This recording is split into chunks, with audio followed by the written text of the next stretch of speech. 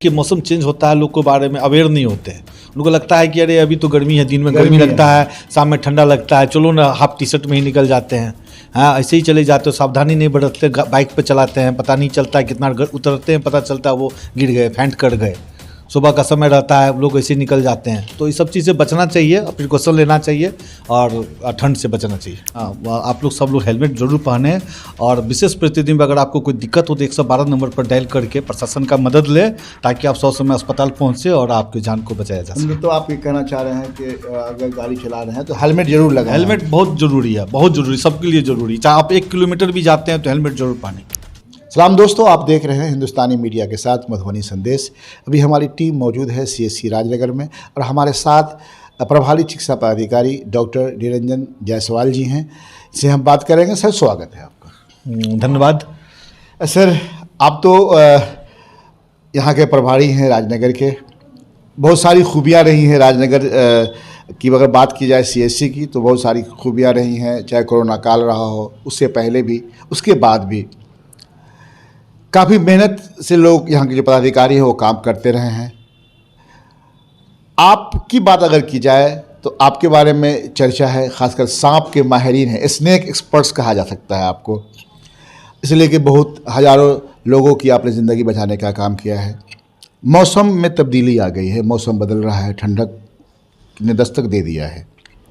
ऐसा देखा जा रहा है कि चाहे वो बच्चा हो या नौजवान हो, उसके अंदर सर्दी ठंड के अलावा ख़ासकर हर्ट्स की प्रॉब्लम ज़्यादा देखी जा रही है। इन सब बातों को लेकर हम आपके पास आए हैं। हम बात करना चाहेंगे ताकि आप कुछ सलाह दें हमारे दर्शकों को। सबसे पहले तो इस मौसम से कैसे बचा जाए, इसके बारे में।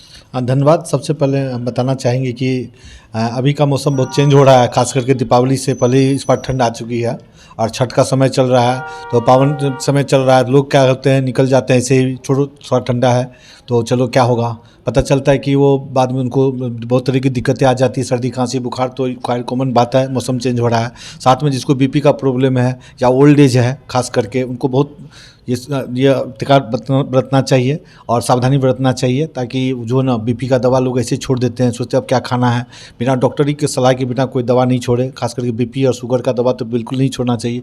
अब क्या होता है कि हार्ट का पेशेंट है या BP का पेशेंट है, जो भी है, तो उसका BP बहुत बढ़ जाता है। BP बढ़ने से क्या होता है, पैरालिसिस का केस बढ़ जाता है। अभी रात में ही कल की वाली घटना थी कि एक पेशेंट का जो है ना एक्सटर्नल ब्लीडिंग हो गया। संजोग तो इसलिए एक्सटर्नल ब्लीडिंग हुआ तो बच गया, अगर हेमरेज इंटरनल होता तो पैरालिसिस हो जाता।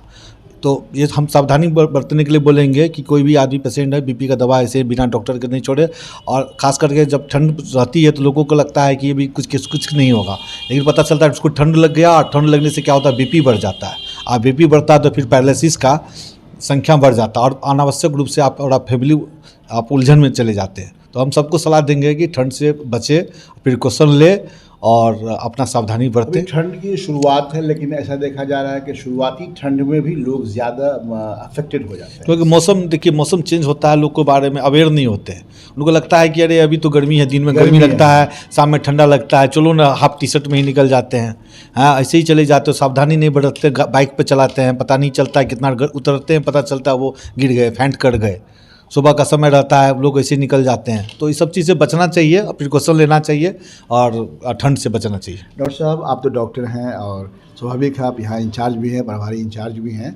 बहुत सारे पेशेंट्स आते होंगे आपके पास भी, लेकिन मैं जानना चाहूँगा, हम लोग जहाँ क्षेत्र में जाते हैं देखा जा रहा है कि खासकर नौजवानों में जो यंग ब्लड है, यंग में, अब यंग का मतलब ये हो गया कि जो 25 और 30-35 साल के हैं, अब देखा जा रहा है कि इन लोगों के अंदर भी शुगर की बीमारियां बहुत ज़्यादा हो रही है। देखिए, क्या वजह हो सकती है? देखिए जो है ना, ये इसमें तो हम क्लियर, तो रिसर्च का खैर विषय है, लेकिन मेरा जहाँ तक आप मानते हैं कि हाँ, हो रहा है कि नहीं हो रहा है, बिल्कुल हो रहा है। जहाँ तक मेरा मानना है, कोविड के बाद ऐसा देखा गया है, तो ये तो पूरी कंप्लीट रिसर्च की चीज़ है कि ये कोविड के बाद ऐसा क्या हुआ जिसके कारण कम उम्र में भी शुगर हो जा रहा है, हार्ट अटैक का खतरा भी बढ़ गया। बहुत सारे पेपर में पहले से भी सुनना आ रहा है और हम लोग भी अपने अगल बगल आस पड़ोस मोहल्ला गाँव समाज में देखते आ रहे हैं। तो ये तो बहुत रिसर्च की ज़रूरत है और सावधानी बरतने की ज़रूरत है कि इससे कैसे बचा जा सकता है और पूरी तरह से आप ट्रीटमेंट की ज़रूरत है। नहीं तो अगर जैसे कि नौजवानों में अगर जो शुगर तो अच्छी चीज़ है नहीं, वो खोखला कर देता है जिसको, तो ऐसे लोगों को प्रिकॉशन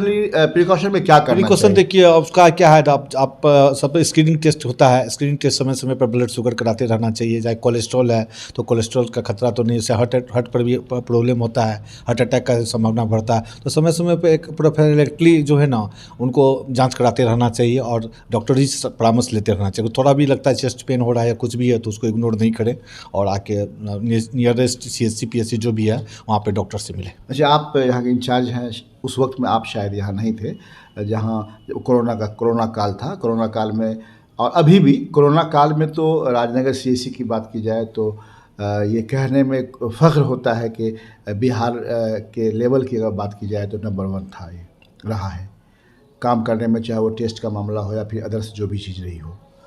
लेकिन ये भी जानकारी मिली है, जब मैं पर्सनली भी जानता हूँ लेकिन मैं नाम नहीं बताना चाहूँगा आपको, कि वो लोग कोरोना काल के बाद से वो लोग भी शुगर के पेशेंट बने। आपके यहाँ क्या होता है पोस्ट कोविड, वो भी देखा गया है। उसके बाद एक रिपोर्ट भी आई आपके यहाँ, और मैं ये कहता हूँ कि शायद आपको भी नो में होगा कि आपके CHC में मौजूद होगा वो रिपोर्ट कि बहुत ज़्यादा लोगों के शुगर की जांच की गई, उसमें शुगर पाया गया। तो इस पे क्या कहना चाहेंगे आप? देखिए हम लोग को ऐसा लगा, ऑफिस में चर्चा हुई, आपस में हम लोग बैठते भी हैं, शाम के समय में टॉक होता है तो पता चला कि शुगर का संख्या उसको हो गया। तो हमको ऐसा लगा कि शुगर ऐसे कैसे हो गया कि शुगर पहले नहीं था। उसका हिस्ट्री लिए तो पता चला पोस्ट कोविड हो रहा है, और जब लगा ऑफिस में हो सकता है तो बाहर भी हो सकता है। तो हमारे लोग के मन में एक आइडिया आया, हमारे गुलाब जी हैं, LT हैं, वो कोऑपरेटिव और कोविड में बहुत अच्छा काम किए हैं वो। तो हम लोग ऐसा सोचे तो हम लोग उस पंचायत को हम लोग सोचे कि इसको पहले आइडेंटिफाई करें, जिसको कोविड हुआ है उन पर हम लोग रिसर्च करते हैं या जो भी जांच करते हैं। थोड़ा हमारे पास उतना फंडिंग तो है नहीं, लेकिन अपने लेवल पर ऐसा देखा गया, जो उसको जांच कराया गया तो उसमें भी ज़्यादातर कुछ कोविड मिला। कोविड के बाद डायबिटीज़ का केस मिला।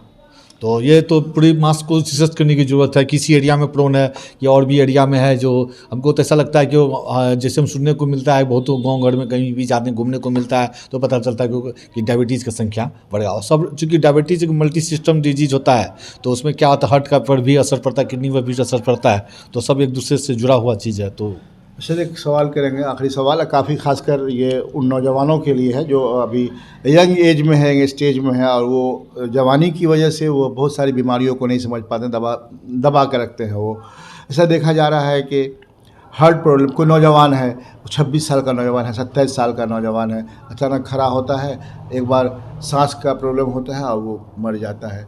ऐसे लोगों को प्रिकॉशन के लिए क्या करना चाहिए कि अगर इस तरह की देखिए एक्चुअली क्या है ना कि ये तो देखिए फर्स्ट टाइम अगर उसको थोड़ा भी फील हो, पहले अचानक तो ऐसा नहीं कैसे लगे, फील का मतलब क्या है, क्या हल्का सा भी अगर चेस्ट पेन पहला फील हो कि चेस्ट पेन लग रहा है, हल्का हल्का कर रहा है, लोग इग्नोर नहीं करे। कोई भी पेन हो अगर बॉडी में चेस्ट रिलेटेड हो तो उसको इग्नोर नहीं करे और आके जाँच कराए। और भी जाँच होता है अपने नियरेस्ट सेंटर, चाहे सदर अस्पताल में जाए, ECG होता है, एटलीस्ट ECG करवा ले, TMT होता है, इको होता है, उससे पता चल जाता है कि इनिशियल स्टेज में थोड़ा सा क्या हो सकता है। ऐसे होने के लिए तो कहीं भी कुछ भी किसी को हो सकता है, लेकिन इस सब चीज़ को सावधानी देखते हुए, केस को देखते हुए ऐसा बढ़ता जा सकता है। जांच के लिए, स्क्रीनिंग के लिए हम लोग आगे बढ़ सकते हैं।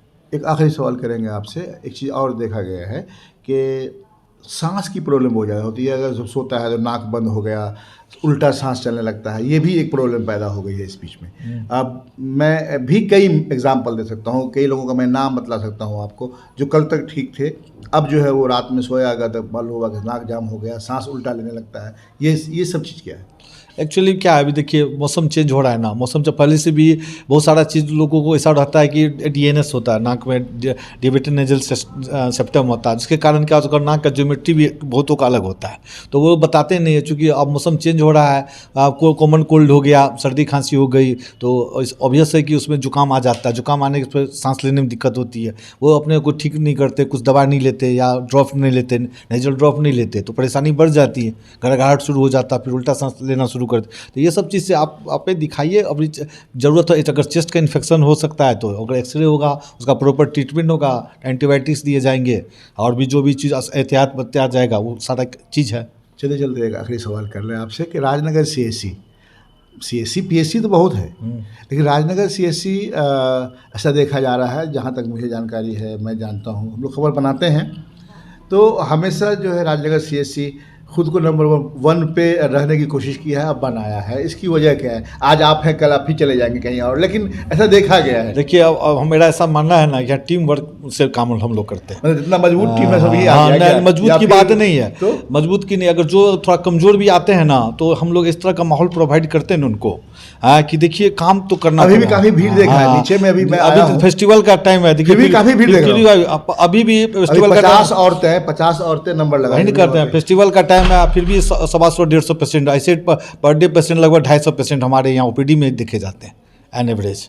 तो बहुत बड़ी बात है कि फेस्टिवल के टाइम में भी 125-150 पेशेंट अब देखे जा रहे हैं। और दूसरी बात हमारे यहाँ टीम वर्क से काम चल रहा है, सबको पता चलता है कि नहीं टीम कहाँ आए तो काम तो करना पड़ेगा, चाहे जैसे काम करो, हंस के काम करो। और एक माहौल अच्छा है, चूँकि पॉजिटिव, कोई तरह का प्रेशर नहीं है बहुत ज़्यादा।